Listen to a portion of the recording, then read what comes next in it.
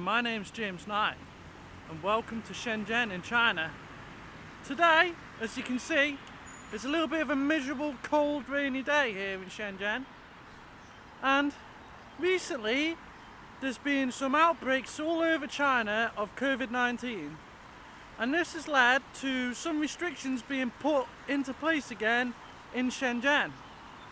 And this is really what's just been going on in my life recently, and there's not much else to report on. So I thought you and me together could go and have a look at the restrictions here in Shenzhen, and hopefully you'll learn some things.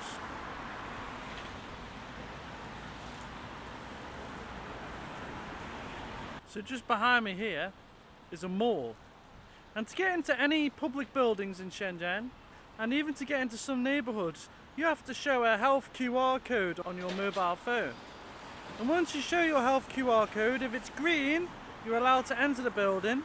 If it's amber, I think it means you've been in contact with someone who's got COVID, so you need to isolate. And if it's red, you've got COVID, so I don't know, I wouldn't want to know what would happen then. But, you know, it's interesting that you need to show your health status to get into buildings. And this has been going on for a while now. Sometimes it gets relaxed and sometimes they double down on it. Depends on what the situation's like in China at the minute. When you get to neighbourhoods in Shenzhen, they seem to be cordoned off. And there is only usually one or two entrances and exits into that neighbourhood, because a lot of the streets that you could get into have been cordoned off by these railings like you can see behind me. And, you know, this railing's been opened by someone, even though they probably shouldn't have done that. Someone's came along and opened it anyway, so that people in this street can get access to that neighbourhood there, so they can go to the restaurants and stuff. And this has happened quite a lot here in Shenzhen the past couple of years, and it's kind of interesting.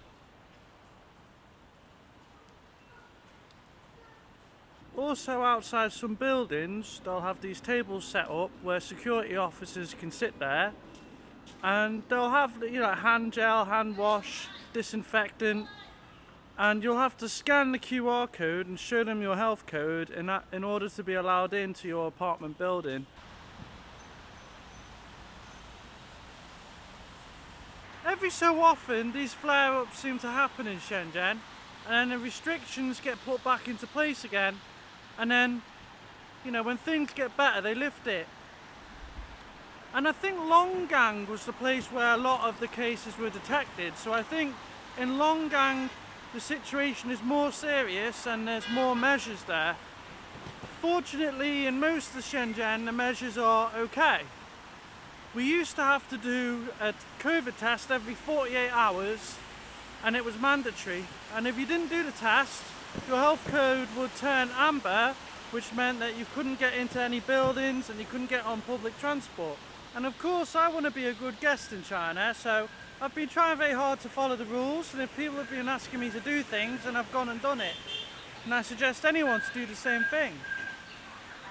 So the reason why I'm making this video, and I'll admit it's not my favourite kind of video to make, you know, there's much more creative videos I'd rather be making, but obviously with the limitations going on at the minute, I'm just kind of staying low, keeping my head down and making sure I'm not getting into trouble.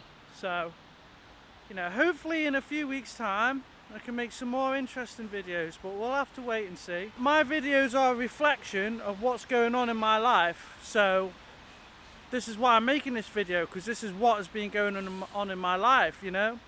So I hope you like this video. Please like and subscribe, and I'll catch you next time. Goodbye.